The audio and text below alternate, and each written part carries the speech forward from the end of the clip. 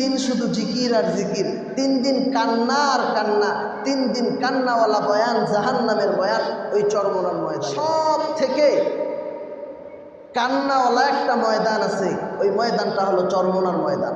একবার যাইয়া দেখেন 3 দিন। এই যে আগামী এপ্রিলের 1, 2, 3 হয়তো চরমোনার মাহফিল। রাজনীতি করার কথা বলি নাই, কাউরে ভোট দিবেন না দিবেন ওটা আপনার বিষয়।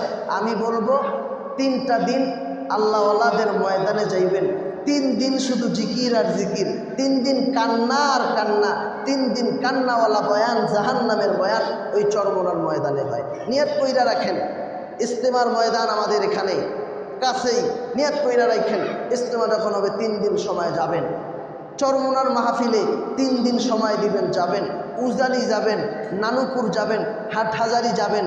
সেখানে আল্লাহওয়ালাদের কবর জিয়ারত করলে, আল্লাহওয়ালাদেরকে দেখলে দিলের ভেতরে একটা নূর পয়দা হয়। এটা এর মানে এটা নয় যে বাবার ওখানে গিয়ে বিভিন্ন জিনিস চাইবেন। হাজারো মানুষ এমন আছে মদ নিয়ে চরমোনায় ময়দান গেছে, মদের ভিতরে লাথি মাইরা চলে আসছে।